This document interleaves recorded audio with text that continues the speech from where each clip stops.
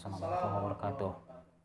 Alhamdulillah, alhamdulillahillazi arsala rasulahu bil huda wa dinil haq liyadhhirahu 'ala dini kulli walau karihal kafirun.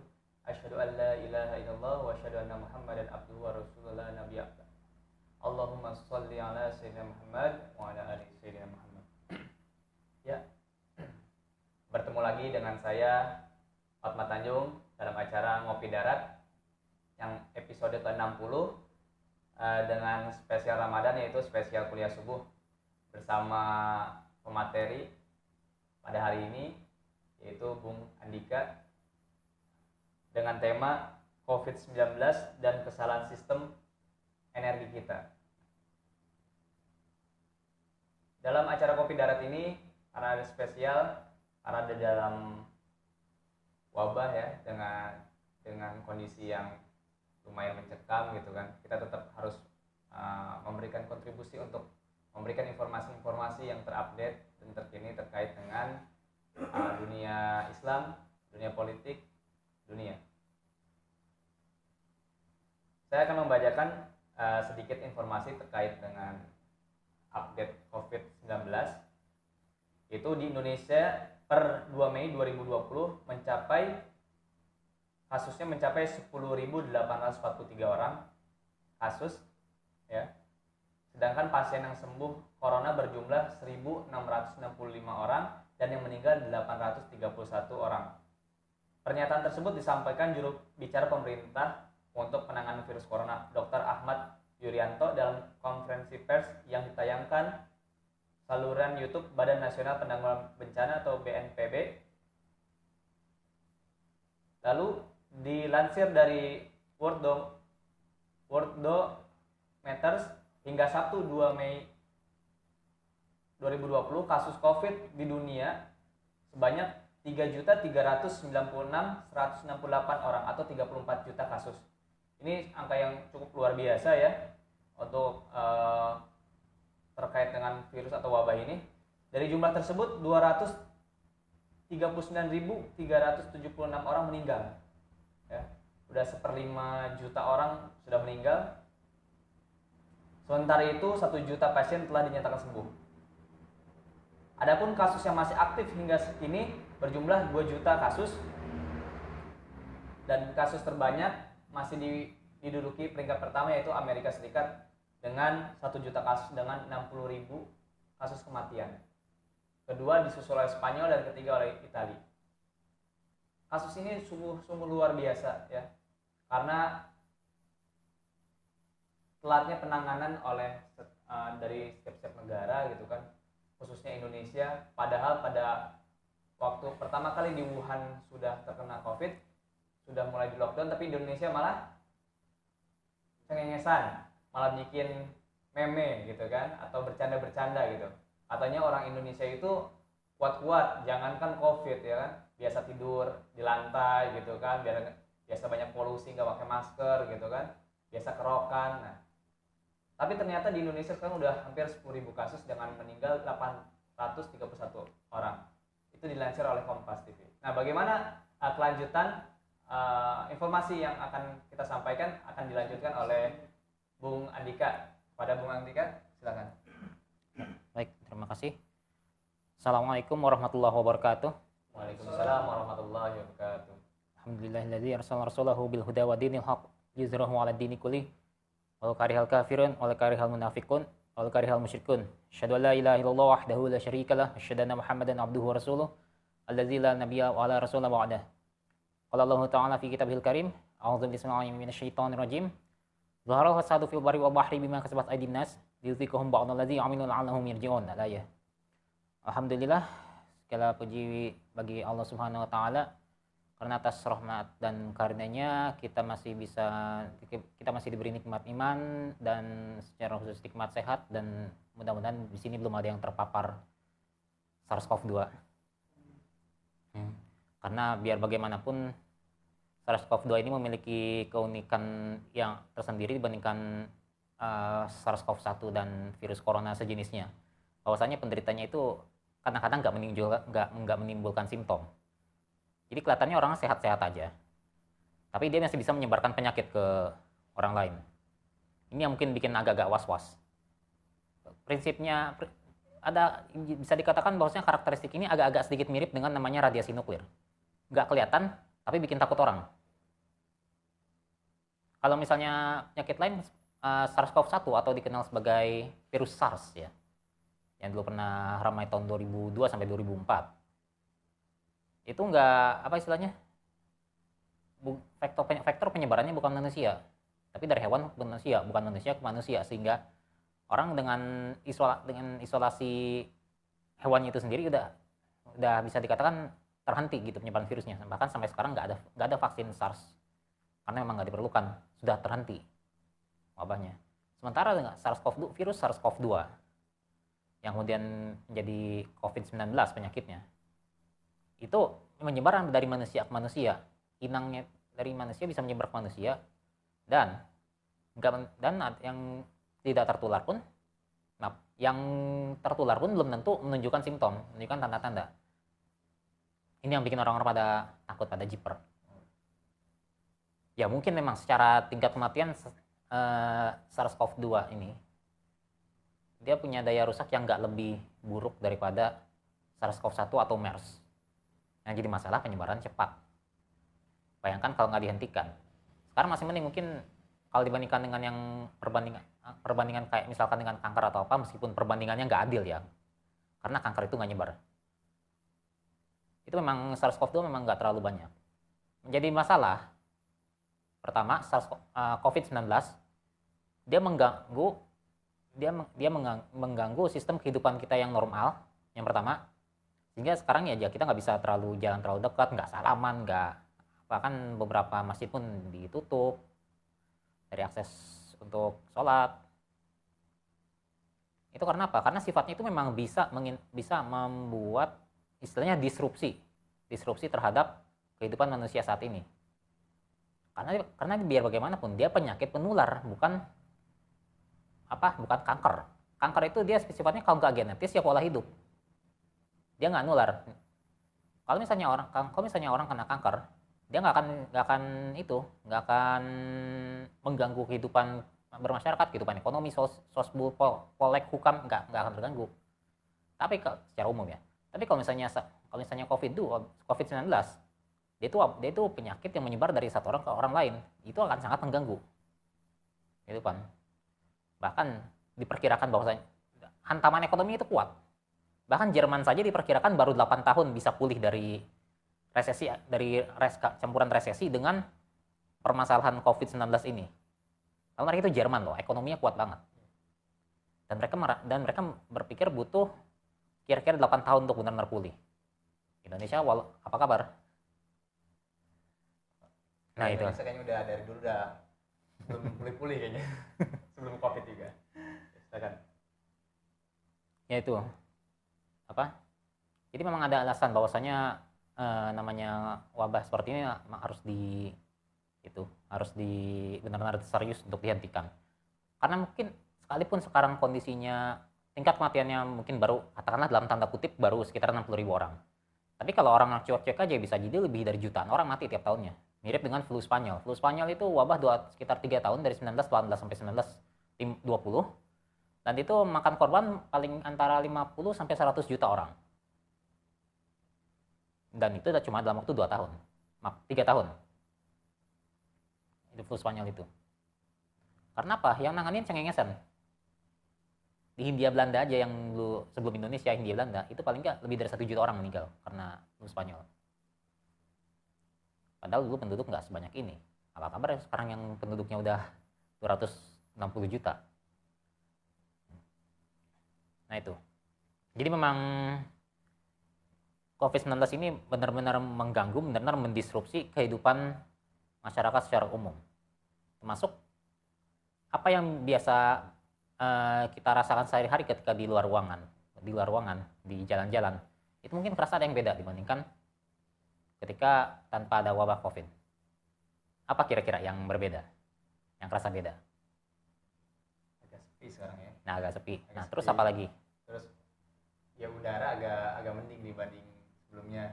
Udara. Nah, udara agak mending. Berarti polusi berkurang gitu. Ya, polusi berkurang karena kan orang udah mulai kerja di rumah ya, jarang keluar dan kendaraan, meskipun masih banyak sekarang yang mondar-mandir di jalan gitu kan. Nah, itulah. Jadi memang salah satu disrupsi paling terasa dari COVID-19 di dalam kehidupan kita adalah pada sistem energi, yaitu pada sistem energi yang kemudian berimbas pada berkurangnya polusi. Jadi akibat transportasi yang berkurang, artinya kan gimana ya, udara kerasa lebih bersih kan ya. Transportasi berkurang, udara lebih bersih. Selain itu mungkin kebutuhan listrik itu juga berkurang. Kenapa? Kebutuhan listrik itu sebenarnya kalau di Indonesia banyaknya memang untuk rumah tangga. Tapi ada juga untuk industri, jelas. Nah, ketika industri nggak beroperasi, karena lagi masalah COVID ini, katakanlah terakhir sampai pabrik rokok Sampurna kalau nggak salah di Jawa Timur ya, itu sampai berhenti beroperasi karena ada yang banyak pekerjaannya yang terpapar. Ya bayangkan, nggak ada aktivitas produksi, berarti nggak ada konsumsi energi kan ya. Kalau nggak ada konsumsi energi, berarti demand listrik itu berkurang. Listrik di Indonesia kebanyakan berasal dari apa? Batu bara. Termasuk yang paling besar di Jawa, saya lupa Jawa Timur atau Jawa Tengah, itu di Paiton. Itu Jawa Timur. Paiton ya, di Jawa Timur itu ya. Nah, itu PLTU, kompleks PLTU yang salah satu yang terbesar di Indonesia. Nah, itu kalau misalkan memang nggak ada demand dari industri, ya tentu saja pasti produksi listrik dari pembangkitnya akan berkurang. Artinya lebih sedikit batu bara yang dibakar. Kalau lebih sedikit batu bara yang terbakar, artinya polusi yang terlepas ke lingkungan juga lebih sedikit kan ya. Nah, semua itu paling nggak berkontribusi dalam mengurangi polusi polusi udara yang udah biasa jadi makanan sehari-hari penduduk, khususnya Pulau Jawa ya, yang memang padat penduduk itu. Misalnya Jakarta, terus daerah-daerah industri gitu lah ya. Nah, ini bahwasanya yang menarik dari wabah COVID-19 adalah, jadi seolah-olah wabah itu jadi sarana untuk membersihkan atmosfer, membersihkan udara dari polusi yang disebabkan oleh manusia. Coba kalau misalnya kita pikir-pikir dari fakta itu, bahwasanya berkurangnya aktivitas manusia berujung pada bersihnya langit, bersihnya udara. Dari fakta tersebut, apa nggak kepikiran? Ini sistem energi kita kenapa sih? Kok bisa gitu dengan berkurangnya aktivitas manusia, lalu tiba-tiba semuanya jadi bersih, semuanya jadi lebih nyaman, lebih habitable gitulah. Ini kalau misalnya itu ya. Berarti karena aktivitas manusia saat ini mengakibatkan bumi ini menjadi kotor, polusi banyak gitu kan. Berarti kan ada yang salah dengan aktivitas manusia saat ini gitu ya. Nah, itu. Khususnya di Indonesia gitu. Ya, dia khususnya di Indonesia dan secara umum ya di seluruh dunia juga, termasuk di dua negara adidaya yang lagi berantem saat ini, Cina dan Amerika Serikat. Coba kita lihat sini.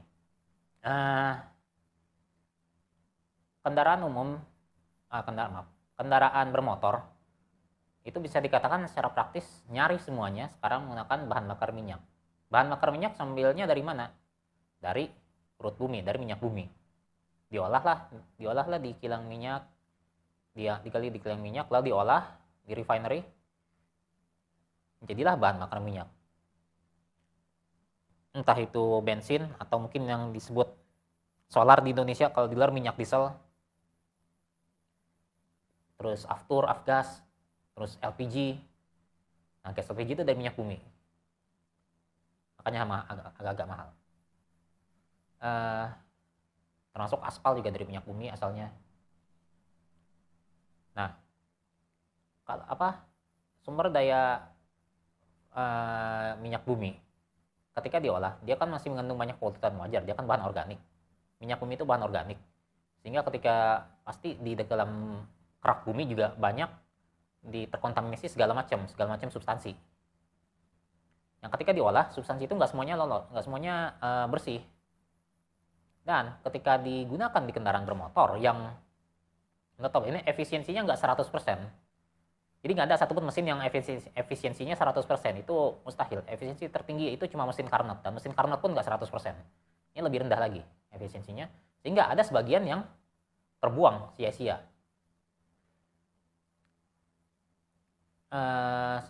Dalam apa istilahnya?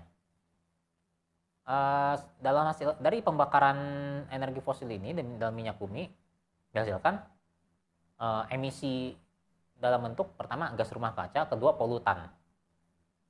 Nah, polutan ini macam-macam, bisa dalam bentuk partikulat mikro yang ukurannya kira-kira 2,5 mikron sampai 10 mikron. Maksudnya mikron itu mikrometer ya. Mikrometer itu kira-kira seperseribu dari milimeter.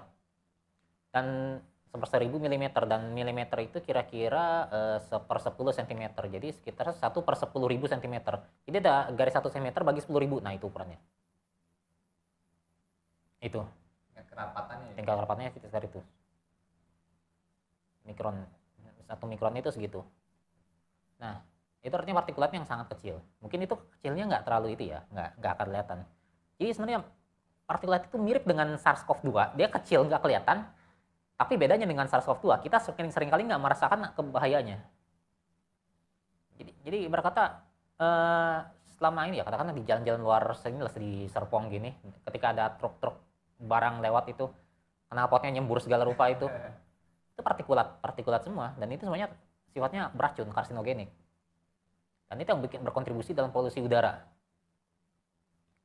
yang parah. Termasuk juga tentu saja melepaskan emisi gas rumah kaca CO2, yang mana gas rumah kaca ini berupa CO2 ini berkontribusi kuat dalam apa istilahnya perubahan pemanasan global dan perubahan iklim. Ada hal menarik di ketika krisis finansial 2008. Nah, tahun 2008 kemarin kan ada krisis ekonomi ya, gara-gara gelembung di Amerika Serikat itu. Tahun 2009, 1 tahun setelahnya, konsumsi energi dunia anjlok.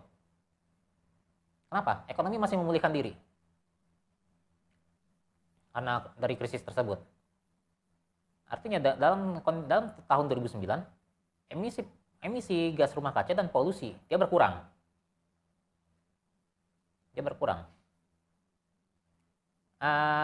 Dengan kondisi sekarang ini, yang kondisi SARS-CoV-2, ketika harga minyak itu tahu-tahu jadi negatif karena saking nggak ada aktivitas sehingga nggak ada yang mau beli. Saya nggak tahu nih, ini kayaknya sih kemungkinan besar sepanjang tahun ini, mungkin sampai tahun depan, dan entah sampai berapa tahun lagi, konsumsi energi juga akan turun. Dia nggak akan naik terus. Sekarang kan kondisinya agak-agak terus naik ya. Data 10 tahun terakhir dikutip oleh British Petroleum, itu kan sejak tahun 2009 ketika krisis ekonomi,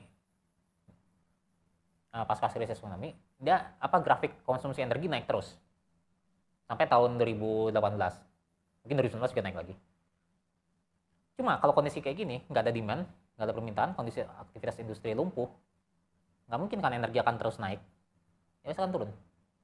Nah, pertanyaannya turun seberapa banyak? Wallahu alam, kita belum tahu. Nah, jadi Mas, ya, kalau misalnya kita lihat bahwasanya lebih dari 80% energi dunia itu disuplai oleh energi fosil.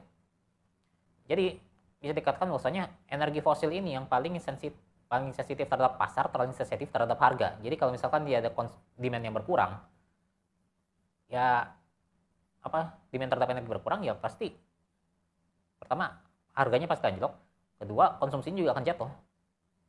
Konsumsi yang paling pertama jatuh itu adalah energi fosil, bukan energi terbarukan atau energi nuklir. Pasti energi fosil duluan yang berkurang. Efeknya apa? Yang jelas, udara lebih bersih. Coba kita lihat, ada data satelit saya lupa di Wuhan atau di mana.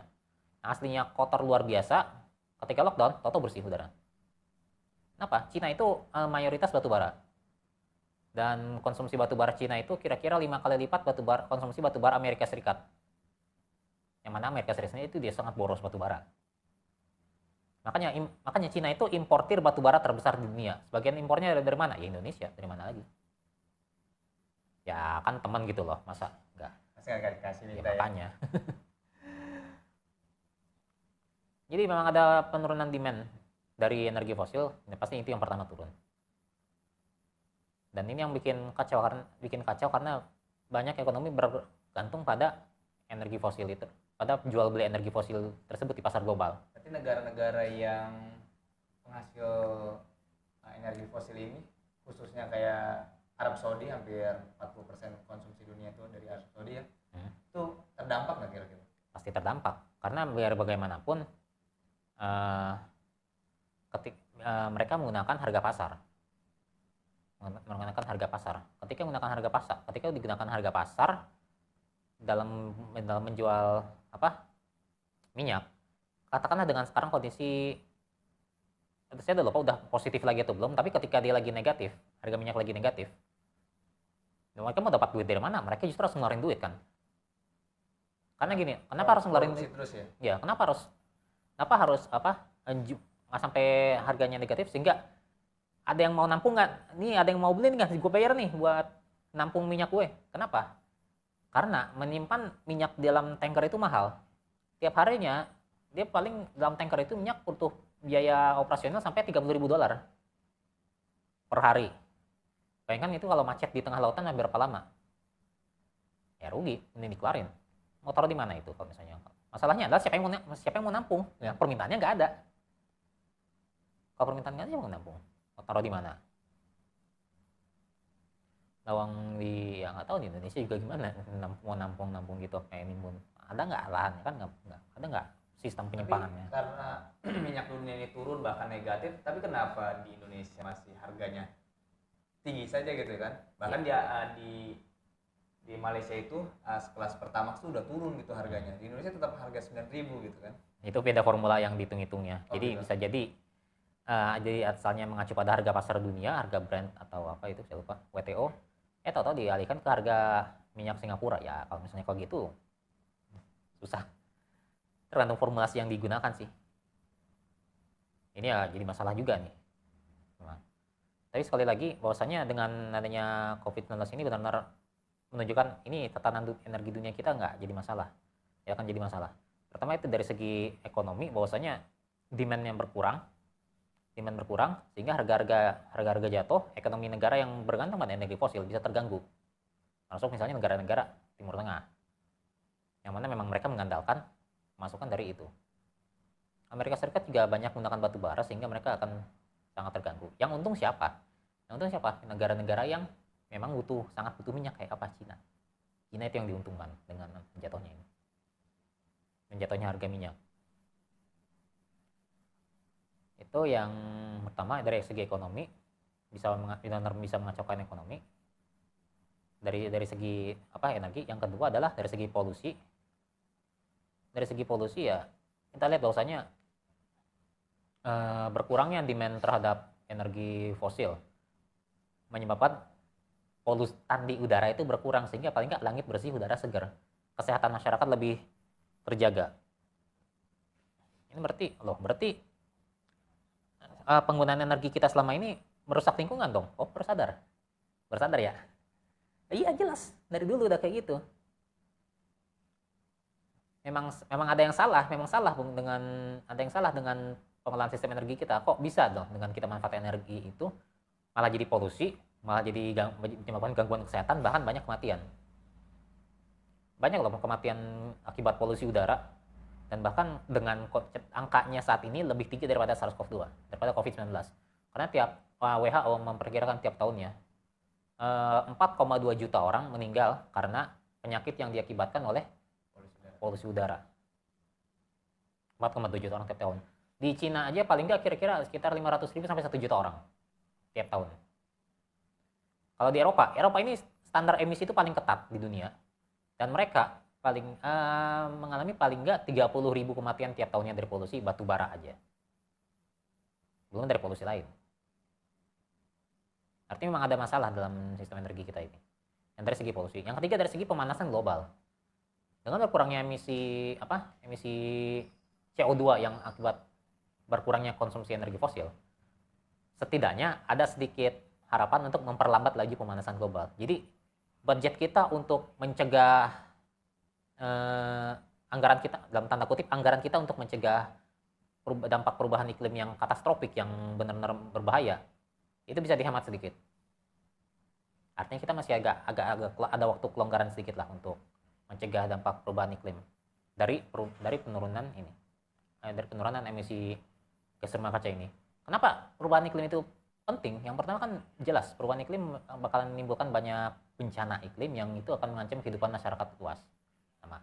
Tapi ada satu hal menarik dari pemanasan global yang mungkin ada kaitan dengan fakta sekarang tentang pandemi COVID-19. Gini, apa? Di tanah Siberia, Siberia itu di Rusia sebelah utara kan ya, yang dekat-dekat kutub, dengan Alaska, Alaska yang sebelahnya Kanada. Itu Alaska itu tanahnya Amerika Serikat, bukan tanahnya Kanada. Nah, itu banyak lapisan namanya permafrost. Permafrost itu jenis lapisan es. Jenis lapisan es yang di daratan.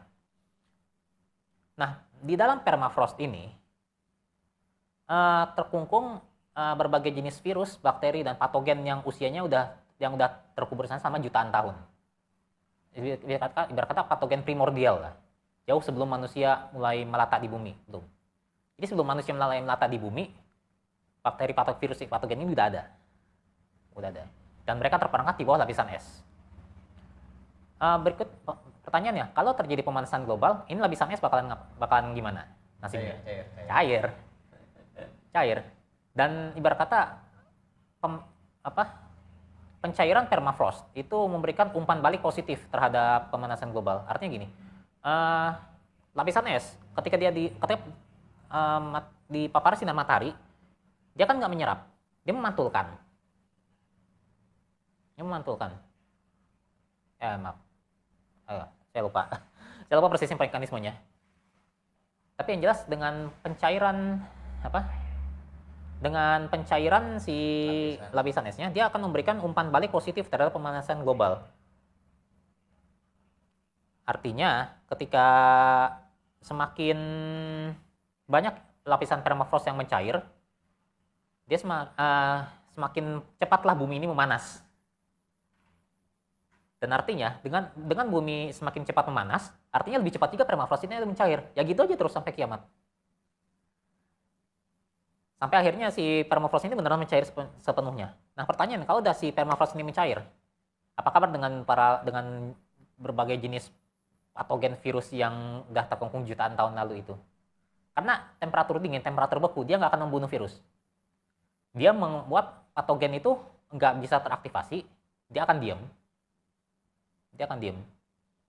Tapi dia akan dorman, tapi dia masih hidup. Ketika esnya mencair, dia akan hidup lagi. Jadi beda dengan pemanasan yang memang bisa membunuh bakteri dan virus. Tapi sementara kalau misalnya pendinginan, dia justru akan preservasi lah. Jadi mengawetkan virus itu sendiri. Nah, apa kabar kalau permafrost mencair, apa kabar dengan virus-virus bakteri primordial tersebut yang mungkin akan membahayakan umat manusia? Ini dampak pemanasan global yang mungkin jarang dipikirkan, jarang dibahas. Dan yang bikin pemanasan global itu apa ya? Itu pemakaian energi fosil. Jadi memang banyak dampak berbahaya dari pemakaian energi fosil secara terus-menerus. Itu paling nggak 3 hal yang perlu kita pahami dari wabah COVID-19 terkait dengan kesalahan sistem energi kita. Bahwasanya COVID-19 itu mengacaukan ekonomi, yang mana energi fosil itu dijadikan sebagai komoditas, alih-alih sebagai sebuah sumber daya yang harusnya dimiliki bersama-sama oleh umum. Kan jelas kalau dalam syariat Islam bahwasanya sumber daya energi itu merupakan bagian dari kepemilikan umum atau milkiyah ammah. Karena dijelaskan oleh Rasulullah SAW dalam hadis beliau, al-muslimuna syuraka'u fi salasin, al-kala'i wal ma'i wan nar. Bahwasanya sungguhnya kaum muslimin itu berserikat dalam 3 perkara, dalam padang gembalaan, dalam air dan api. Nah, api di sini maksudnya sumber energi. Sumber energi itu apa? Bisa energi fosil, energi terbarukan, energi nuklir. Masuk di antaranya itu. Artinya apa? Kalau ketika udah jadi kepemilikan umum, milkiyah ammah, itu artinya nggak boleh dikuasai oleh swasta. Karena penguasaan swasta terhadap milkiyah ammah itu berarti menghalangi rakyat dari mendapatkan manfaat dari sumber daya tersebut. Sekarang energi fosil dijadikan sebagai komoditas dagang bebas. Siapapun bisa jualan. Bahkan kalau bisa negara nggak usah ikut campur dalam masalah penjualan ini. Udah diliberalisasi aja. Semuanya swasta yang main, individu yang main. Negara nggak usah ikut campur. Negara regulator aja. Nggak usah ikutan main di dalam sebagai ngatur-ngatur gitu lah. Nggak usah ikut campur. Dan itu sangat di-endorse oleh International Energy Agency. Jadi Badan Energi Dunia itu sangat mengendorse liberalisasi energi. Ini masalah besar. Itu yang pertama, bahwasanya ketika dijadikan energi jadi bahan komoditas oleh global, kondisi ke bawah ini akan sangat mengganggu pertama ekonominya, karena khususnya bagi yang tergantung pada ekonominya tergantung pada energi fosil. Itu yang satu. Yang kedua, ya tadi masalah istilahnya tadi kedua apa ya? Ya pertama kan masalah ekonomi. Yang kedua masalah polusi. Nah itu dari segi polusi jelas bahwasanya wabah COVID-19 telah menurunkan tingkat polusi di berbagai belahan dunia. Yang seharusnya menunjukkan pada kita bahwasanya ternyata ada yang salah dari pemanfaatan sistem energi kita saat ini. Kok dengan kita pakai energi bumi kita jadi rusak gitu. Berarti adanya COVID ini ada dampak negatif, ada dampak positifnya gitu kan. Iya. Dampak positifnya terkait dengan lingkungan, ya kan, terkait dengan polusi udara kita menjadi segar gitu kan, lingkungan kita menjadi cukup bersih karena tingkat penggunaan energinya berkurang gitu kan. Tapi dari sisi lain juga ini merusak tatanan sosial kita gitu kan. Jadi banyak orang diam di rumah gitu kan, berinteraksi jadi kurang gitu kan. Bahkan orang udah mulai dengan lingkungan, ya kan, terkait lingkungan, terkait dengan sosial gitu dan beragama gitu. Dan dari tingkat ekonominya karena lapangan pekerjaan sedikit sehingga orang-orang menjadi juga kurang pemasukan sehingga tidak bisa memenuhi kebutuhan sehari-harinya. Bahkan yang tadi Bung Andika bilang, adanya liberalisasi ini juga dimanfaatkan oleh orang-orang tertentu gitu kan. Salah satunya adalah ketika seharusnya negara ini memenuhi kebutuhan masyarakat gitu kan dengan memberikan bantuan, tapi dimanfaatkan oleh orang-orang yang di sekeliling pemerintahan ini gitu loh. Contohnya adalah terkait dengan bantuan BLT itu, seharusnya dikasih full tapi hanya dibagi ke seperempatnya dan sisanya itu dijadikan untuk jadi kartu prakerja gitu kan. Bahkan kartu prakerja ini ternyata bukannya dikelola oleh negara atau pemerintah tapi oleh orang-orang yang di sekeliling orang yang pemilik konsep ini adalah lingkungan. Jadi cukup luar biasa ini negara kita itu untuk meliberalisasi seluruh aktivitas yang harus dilakukan oleh negara tapi diserahkan oleh swasta gitu. Ayo Bung Andika, di sini ada pertanyaan dari Pak Ahmad Mukti Serpong. Pertanyaannya, kondisi sekarang ini karena corona jadi demand berkurang atau kondisi perang dagang antara Cina, Rusia versus Arab Amerika, ya kan? Artinya ini ada perang ideologi juga, bukan perang pasar aja gitu. Menurut Bung Andika seperti apa? Kalau perang ideologi itu memang ada, tapi sebenarnya nggak full ideologi kapitalis lawan komunis itu enggak, karena biar bagaimanapun Cina itu cuma pemerintahnya aja yang komunis, ekonominya pasar bebas. Khususnya sejak era Deng Xiaoping itu mulai dibuka era pasar bebas itu. Sebelumnya beberapa presiden istilahnya ya, sekretaris jenderal Partai Komunis Cina sebelum Xi Jinping beberapa periode. Dan itu istilahnya itu. Dan Xi Jinping ini cuma meneruskan aja untuk itu, untuk penggunaan ekonomi pasar bebas ala kapitalis. Ya, meskipun pasar bebasnya nggak sepenuhnya pasar bebas banget. Kalau di Amerika Serikat mazhab neoliberalnya Ronald Reagan. Sementara kalau misalnya di Cina, dia lebih dekat ke Keynesian, lebih ke arah welfare state. Jadi banyak intervensi dari negara, banyak subsidi segala rupa. Kalau ditanya apakah listrik di Cina disubsidi, jawaban ya, disubsidi. Industri perumahan itu disubsidi semua. Makanya banyak produk-produk Cina yang murah. Bahkan Alibaba sendiri berani ngirim ke Indonesia itu nggak pakai ongkir, bahkan atau minimal ongkirnya rendah. Ya kenapa? Disubsidi oleh negara. Makanya mereka bisa benar-benar menguasai pasar. Banyak intervensi, banyak intervensi dari negara. Beda dengan kapitalisme Amerika Serikat yang nggak ada intervensi. Meskipun Amerika sendiri nggak sepenuhnya konsisten ya. Jadi nggak bisa dikatakan bahwasanya perang ideologi ini antara Cina dan Amerika Serikat itu benar-benar perang ideologi antara kapitalis dengan komunis. Enggak. Ini kalaupun paling mentok antara kapitalis neolib dengan kapitalis Keynesian, itu aja. Tapi secara umum ini masalah perang pengaruh aja sih, perang ekonomi. Karena Amerika Serikat tahu sendiri, mereka juga sadar kalau misalnya kekuatan ekonomi mereka udah nggak terlalu bagus. Mereka udah banyak disedot anggarannya untuk berbagai macam perang, mulai dari kekalahan di perang Vietnam sampai sekarang perang Afghanistan. Makanya kan pasukannya Amerika Serikat mau perlahan-lahan mau ditarik dari Afghanistan sekarang. Karena mau anggaran dari mana lagi? Jadi perang kalau masalah konflik ideologi ini nggak akan terlalu banyak ngaruh ke demand.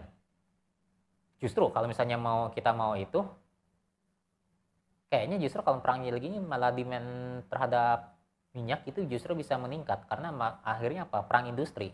Industri butuh minyak. Dan minyak itu komoditas dasar dari semua jenis energi. Jadi kata patokannya semuanya harga minyak. Itu bakalan naik. Yang bikin demand berkurang apa? Ya karena nggak ada yang bikin konsumsi berkurang, ya nggak ada demand. Nggak ada demand itu apa? Nggak ada aktivitas industri. Dah itu aja. Intinya yang benar-benar berkontribusi saat ini. Karena kalau misalkan nggak ada aktivitas industri, ya minyaknya mau diapain? Mau ditaruh aja? Kan nggak mungkin karena apa ya? Suplai minyak itu ibarat kata dia terus,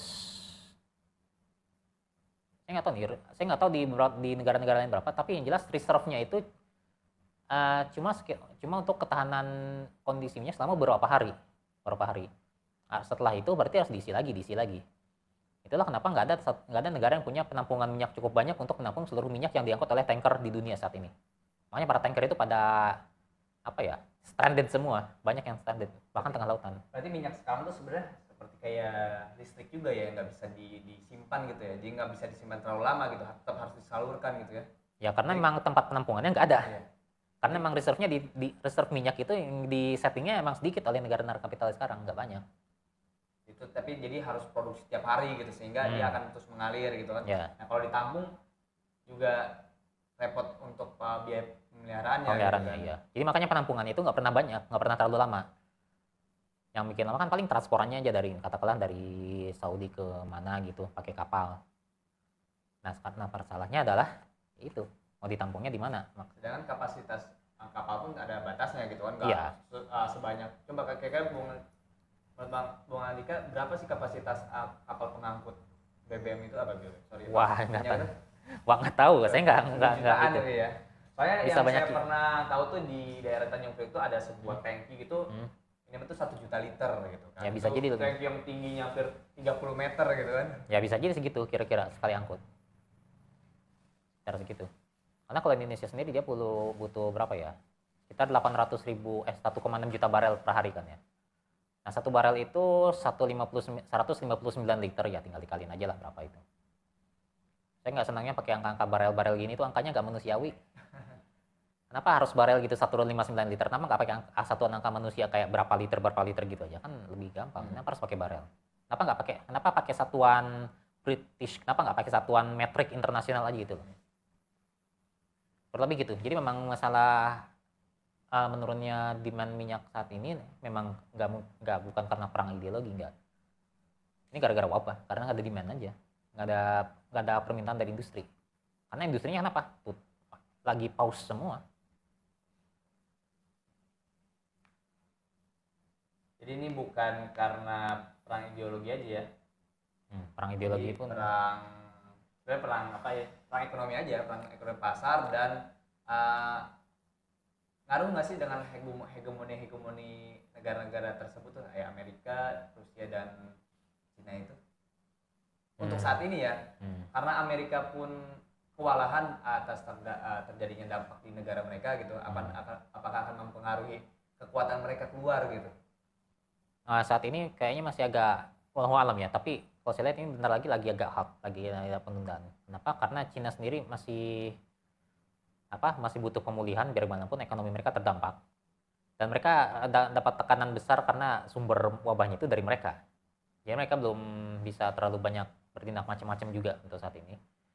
Walaupun mereka berani nolak WHO. Amerika Serikat ya jelas mereka lagi kewalahan banget sekarang dengan jumlah pasien COVID paling tinggi. Jadi nggak tahu nih ya, mungkin perang dagang ini saat ini walau alam masih agak hot sebentar. Jadi masih agak tertunda. Belum akan terlalu itu. Bahkan dua negara yang besar ini yang terdampak cukup besar ya terkait COVID-19 ini. Jadi sudah tadi ada Amerika, ada Cina ya kan. Ternyata Cina sekarang juga bukannya ekonominya bukannya komunis tapi kapitalis juga, sama-sama kapitalis gitu kan. Nah, berarti kan ini hanya kekuatan bagaimana kapitalis dan kapitalis bertarung aja gitu kan. Bagaimana dia bisa menduduki posisi hegemoni dunia ini gitu kan. Nah, itu ada dua negara besar ya. Nah, bagaimana posisi umat Islam ke depan terkait COVID-19 ini? Karena negara-negara orang non muslim itu yang terdampak itu cukup besar ya dibanding negara-negara Islam gitu kan. Nah, bagaimana posisi umat Islam setelah COVID ini atau saat COVID ini gitu? Ini tergantung bagaimana dengan umat Islam bisa memanfaatkan isu. Dulu ketika Roma dan Persia berseteru, itu kan waktu itu kekuasaan Islam masih belum terlalu besar ketika zaman Rasul. Ketika Roma dan Persia berseteru, mereka berantem satu sama lain. Ujung-ujungnya kan Persia kalah, dikalahkan oleh Romawi. Persia dikalahkan oleh Romawi.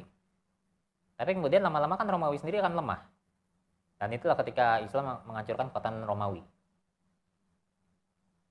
Nah, dalam kondisi gini, mana akan lemah pertama kali, apakah Cina atau Amerika Serikat? Walau alam, saya juga belum tahu. Cuma yang jelas saat ini umat Islam nggak bisa lagi sekedar jadi penonton di kancah perebutan hegemoni global. Karena kalau menurut sering dikutip dalam beberapa hari belakangan ini, Henry Kissinger, itu mantan Menlu Amerika Serikat kalau nggak salah, itu mengatakan bahwasanya pasca COVID-19 ini, pasca Corona, tatanan dunia akan berubah selamanya. Akan berubah selamanya seperti apa? Ya ada banyak skenario. Saya juga belum baca kata skenario-nya, meskipun semuanya itu pesimis, skenario-nya pesimis semua. Dan apakah kapitalisme akan runtuh begitu saja setelah COVID? Belum tentu. Karena namanya ideologi, dia punya mekanisme internal untuk mencegah dia akan digrogoti gitu loh. Karena kapitalisme juga udah berapa kali mengalami krisis ekonomi, termasuk Great Depression tahun 1938 sampai 1945 itu, tapi itu masih bisa kembali sampai sekarang kan. Terus juga krisis finansial 2008 yang mengguncang ekonomi dunia, masih bisa pulih lagi. Masih ada. Jadi belum tentu setelah COVID-19 ini kapitalisme akan hancur begitu saja.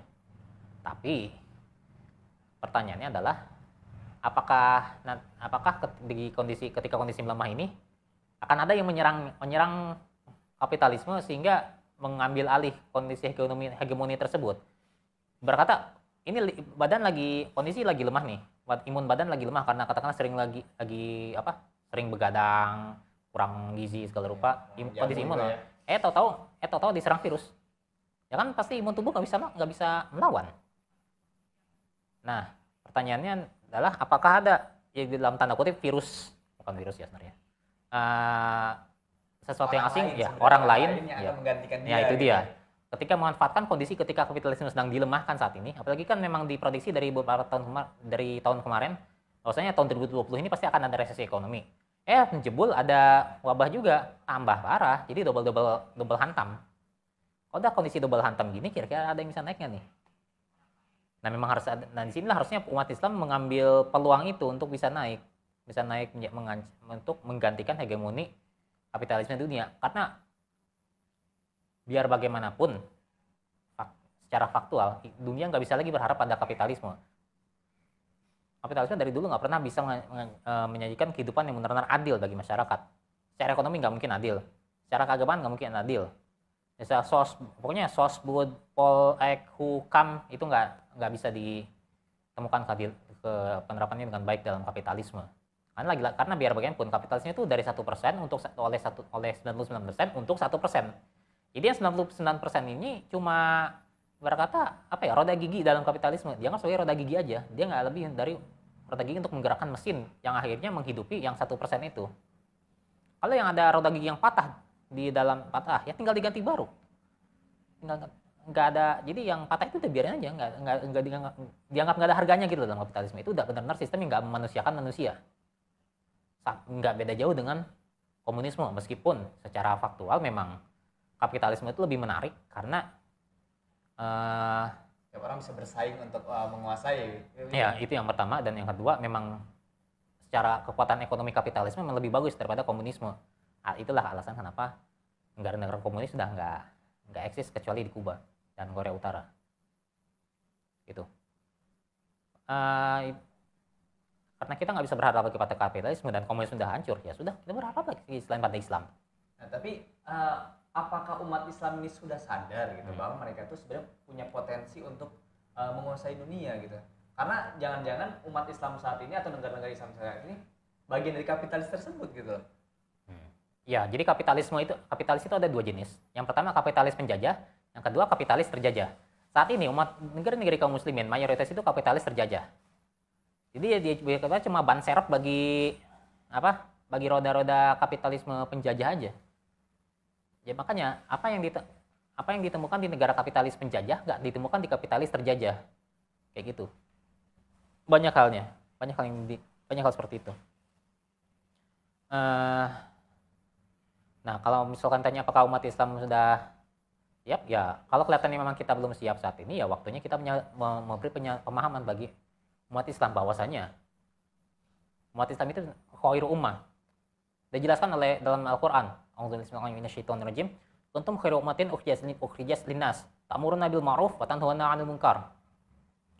Dan kamu sekalian adalah umat yang terbaik yang diutus pada umat manusia, menyuruh pada yang ma'ruf dan mencegah daripada yang munkar. Kema'rufan ini adalah apa yang diperintahkan oleh Allah dan Rasulnya, dan kemungkaran adalah apa yang dilarang oleh Allah dan Rasulnya. Ini menyuruh untuk kembali pada Allah dan mencegah dari orang-orang menjauhi Allah. Karena ingat, bagaimanapun juga manusia, alam semesta dan kehidupan ini diciptakan oleh Allah Subhanahu wa taala. Dan Allah lah yang paling tahu apa aturan yang terbaik untuk itu. Dan bagaimana Allah mengatur masyarakat, bagaimana mengatur alam semesta, manusia dan kehidupan, ya sudah ada basis panduannya, yaitu Al-Qur'an. Nah, Al-Qur'an serta panduan lain yaitu sunnah Rasulullah Muhammad SAW. Nah, kenapa? Nah, banyak seruan untuk kembali pada memang kita sudah sering dengar dari beberapa tahun lalu, seruan untuk kembali pada Allah dan Rasulnya. Pertanyaannya, bentuknya seperti apa? Banyak apakah bentuk dengan islamisasi ilmu saja? Bahwasanya umat Islam itu mundur karena nggak belajar sains dan teknologi? Ya, memang itu salah satu alasannya, tapi bukan secara fundamental, bukan itu penyebabnya. Itu hanya bagian kecil aja. Bagiannya, gitu. memang tapi bagiannya. Ada yang dasarnya apa gitu. Ada yang lebih dasar lagi. Nah, kalau umat Islam itu memiliki sebuah sistem yang bagus, nah bagaimana solusi Islam itu untuk terkait virus corona 19 sama terkait dengan pemanasan global gitu kan. Nah, itu penting juga kan. Katanya Islam itu agama yang sempurna, yang bisa menyelesaikan segala sesuatu permasalahan. Nah, bagaimana cara Islam untuk menyelesaikan COVID-19 ini dan bagaimana Islam untuk menyelesaikan terkait energi ini gitu. Ya. Pertama-tama patut dipahami dulu bahwasanya krisis COVID-19 dan masalah energi yang menyertainya itu merupakan satu bukti fasad yang disebabkan oleh perbuatan tangan manusia, seperti disebutkan di ayat di awal, a'udzubillahi minasyaitonirrajim, zaharul fasadu fil barri wal bahri bima kasabat aydin nas yadhikuhum ba'dallazi amilu la'annahum yarji'un. Telah tampak kerusakan di darat dan di laut sebagai akibat dari perbuatan tangan-tangan manusia, supaya Allah menunjukkan pada mereka akibat dari sebagian perbuatan mereka agar mereka kembali ke jalan yang benar.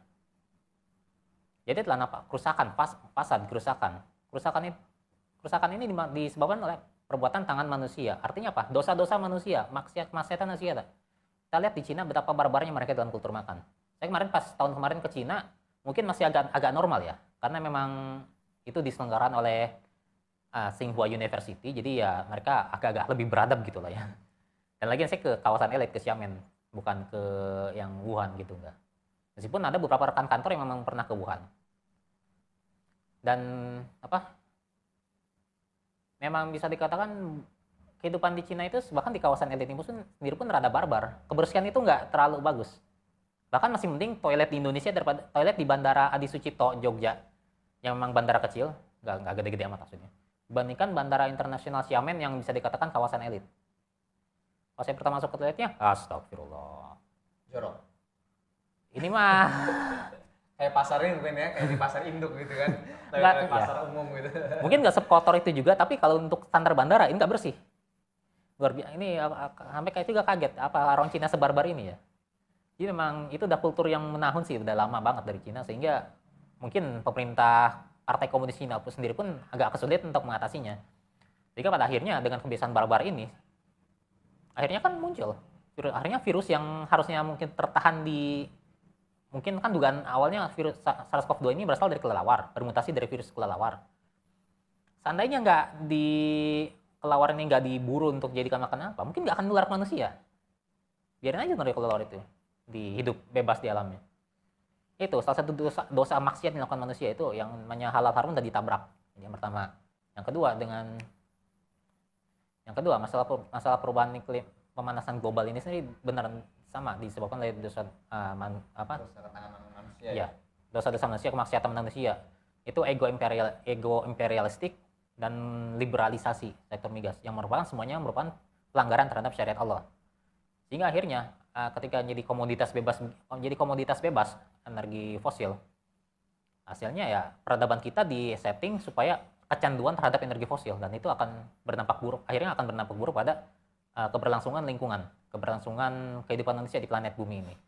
Bagaimana Islam mengatasinya? Yang menarik dari Islam adalah Islam ini memang nggak menurunkan seluruh detail permasalahan secara detail gitu, memang nggak. Tapi Islam memberikan panduan-panduan general yang dari sana kita bisa menggali hukum-hukumnya. Dan nggak ada satupun yang nggak bisa kita gali dalam Islam, termasuk masalah solusi COVID-19 terkait dengan energi. Nah, kalau masalah COVID-19 udah banyak dibahas ya masalah solusinya. Pertama mulai dari kebijakan untuk karantina wabah, terus memisahkan antara orang sakit dengan sehat. Itu jelas. Tapi yang paling penting adalah ini negara turun tangan. Negara turun tangan sebagai tangan pertama untuk melakukan tindakan mitigasi. Kayak misalnya Vietnam pertama kali laporan kasus COVID, mereka langsung mengunci negara. Ya, semua yang dideteksi di karantina. Deteksi positif, karantina, isolasi. Lalu berikan perawatan. Sehingga benar-benar dicegah dari virus itu bisa menyebar kemana-mana. Sama kayak bukan sama ya. Padahal kalau dalam Islam sendiri kan jelas, kalau misalnya hadis Rasul, kalau misalnya jangan masuk dalam wabah dan jangan keluar dari wilayah wabah. Udah, kalau misalnya ada wabah, diam di situ, jangan kemana-mana.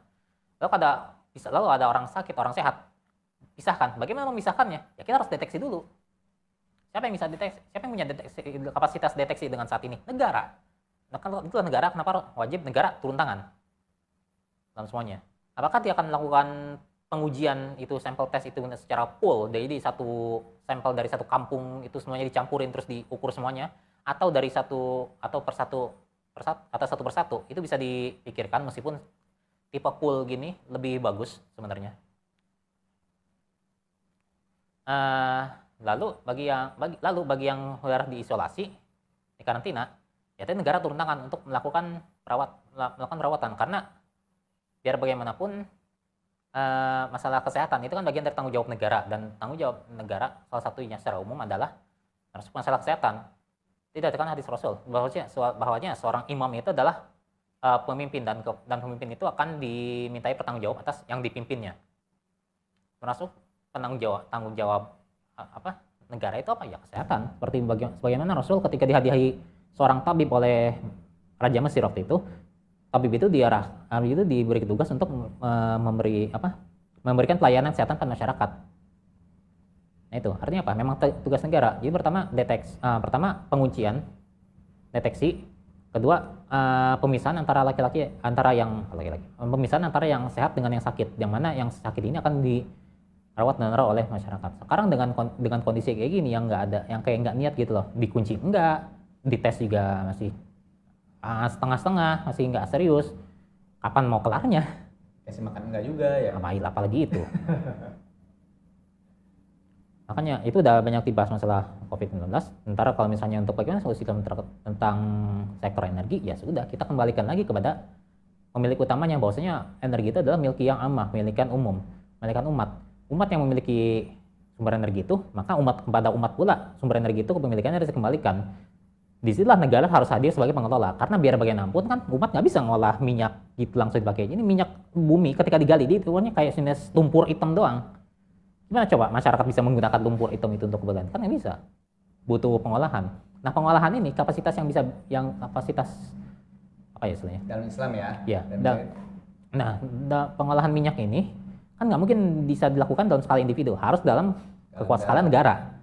Soalnya butuh sistem kekuatan sistem ekonominya, lalu teknologinya, manusianya, regulasinya, kan harus jelas semua. Nah, itu harus cuma dilakukan oleh negara. Maka negara hadir sebagai wakil dari umat untuk mengelola energi fosil ini yang kemudian dimanfaatkan, hasilnya dikembalikan lagi pada umat. Pertanyaannya apakah energi fosil ini boleh dijual dengan harga pasar oleh negara? Jawaban boleh-boleh saja. Cuma kita lihat kondisinya. Kalau ini rakyat mampu apa enggak belinya? Kalau misalnya mampu beli, ya udah jual harga pasar. Tapi lagi-lagi keuntungannya balikin lagi masuk ke umat. Ya entah itu dalam bentuk apa ya istilahnya? Ya bayar kesehatan, pendidikan. Ya, bisa macam-macam. Kalau misalnya nggak mampu, ya udah nggak usah dipaksain. Kasih aja subsidi. Gratis soalnya ya. Kalau gratis mungkin nggak ya, karena khawatirnya agak terlalu boros jadinya, mubazir. Tapi paling nggak semua harganya terjangkau oleh seluruh lapisan masyarakat. Itu. Sehingga kalau misalnya memang masalah utama dari kekacauan energi sekarang kan mulai dari masalah pelanggaran terhadap konsep milkiyah ammah ini. Fundament akarnya itu dari situ. Nah, kalau misalnya akarnya dipangkas, ya segala masalah di atasnya udah hilang. Jadi negara bisa mengelola sumber daya energi fosil itu sesuai dengan syariat Islam, baik itu dari kepemilikan maupun pengolahan. Jadi negara nggak harus menggunakan energi fosil untuk sumber energi pembakaran gitu, listrik atau apa, nggak harus. Bisa dialihkan ke yang lain, kayak misalnya feedstock industri, bisa industri karbon komposit atau apa ya istilahnya itu, macam-macam polimer plastik. Ini plastik ini kan dari minyak bumi sebenarnya nih. Dan sementara kebutuhannya itu banyak. Daripada kita buang-buang buat dibakar doang jadi listrik, listrik segala rupa, yang penting aja itu minyak bumi, gas, batu bara, kita pakai aja untuk bikin komponen. Nah, komponen polimer organik itu kan lebih berguna, lebih ada nilai ekonominya. Untuk listrik gimana? Ya listrik energi lain ya serahkan aja ke nuklir. Nuklir itu nggak punya secara praktis, kalau bukan buat energi nggak ada kegunaannya. Jadi udah, yang kegunaan satu-satunya cuma untuk energi, udah itu aja yang dipakai. Yang lainnya jangan saya ke fungsi ekonomi lain, jangan dipakai, sayang. Gitu kurang lebih. Jadi karena nuklir sendiri kan nggak melepaskan emisi CO2 ke udara, dan juga nggak melepaskan polusi. Jadi masalah polusi dan pemanasan global udah nggak akan jadi isu dalam Islam. Karena Islam nggak akan menjadikan energi fosil sebagai pengumum energi. Gitu. Bung Andika, terima kasih nih atas pemaparannya, atas diskusinya pada pagi hari ini. Sungguh luar biasa. Jadi memang segala sesuatu yang terjadi di dunia ini dalam Islam itu ada solusinya gitu. Dari tadi wabah COVID ini dari Islam ada solusinya. Bagaimana negara itu harus mengkarantina mengkarantina negaranya itu sendiri, ya kan, mencegah orang lain masuk ke negaranya dan mencegah orang di dalam Indonesia negaranya itu untuk keluar ke tempat lain gitu kan, sehingga lebih mudah mendeteksi virus ini gitu kan, virus COVID-19 ini. Yang kedua, bagaimana Islam memberikan solusi untuk energi, yaitu salah satunya dari Bung Andika ini emang sedikit pakar nuklir gitu ya. Jadi Bung Andika menyarankan bagaimana energi fosil ini dimanfaatkan untuk menghasilkan produk-produk atau komponen-komponen lain ya kan, yang lebih berguna atau nilai berekonomis gitu ya, dibanding untuk digunakan energi transportasi atau energi industri gitu kan. Bung Andika ini menyarankan energi industri ini dikonversi kepada itu ya nuklir itu ya, karena pertama tidak menghasilkan polusi ya, terus kedua ya nggak ada polusi, nggak ada emisi CO2, dan nggak punya nilai ekonomi lain selain untuk energi. Berarti tidak bisa dijual belikan untuk komponen-komponen apapun. Jadi nuklir ini bisa digunakan hanya untuk sumber daya energi dalam hal ya tadi ya, menghasilkan energi itu, gitu aja sih. Nah, terima kasih pada Bung Andika yang telah memaparkan gitu kan. Ya. Semoga dalam bulan Ramadan ini virus COVID-19-nya selesai gitu kan. Ya, yang keluarga kita dihindari dari virus 19 gitu, COVID-19 ini. Dan saya sebagai host Ngopi Darat berterima kasih kepada para viewers yang telah melihat fanpage kita, yang setia menonton acara kita gitu kan. Mudah-mudahan acara Kopi Darat ini terus mencerahkan atau memberikan informasi-informasi terupdate terkait dunia Islam, dunia politik dunia gitu kan, dan terkait ilmu-ilmu lainnya gitu. Karena sedikit kontribusi kita untuk umat ini mudah-mudahan dicatat amal baik oleh Allah Subhanahu wa taala. Amin. Dan jangan lupa Kopi Darat minggu depan akan kembali gitu kan untuk melayani viewers untuk menonton acara-acara kita gitu. Dan memang Islam itu adalah sebuah agama juga, tapi sebuah solusi juga atau sebuah sistem atau aturan-aturan yang harus diterapkan gitu, diterapkan di dalam masyarakat, di dalam keluarga, bahkan diterapkan dalam negara gitu, sehingga bumi ini gitu kan dengan Islam bisa lebih hijau, lebih terhindar dari polusi gitu kan, lebih terjaga, dan ekonomi masyarakatnya juga lebih terkontrol gitu kan. Jadi tidak ada jurang yang besar antara si kaya dan si miskin gitu. Bahkan jika ada jurang pun si kaya akan membantu si miskin, negara pun akan menolong si miskin gitu. Jadi sehingga negara atau masyarakat itu menjadi lebih aman gitu. Tidak ada namanya kasus pencurian, pembunuhan, pemerkosaan gitu kan, karena negara akan mengatur itu semua gitu.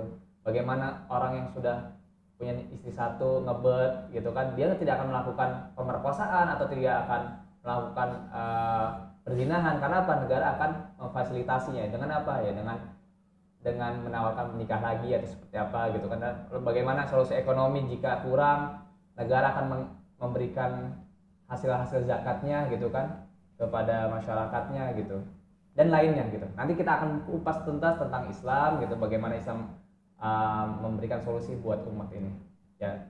Saya Ahmad Tanjung mohon undur diri dari acara Kopi Darat edisi 60 spesial kuliah subuh Ramadan. Mohon maaf jika ada salah-salah kata. Wassalamualaikum warahmatullahi wabarakatuh. Waalaikumsalam warahmatullahi wabarakatuh.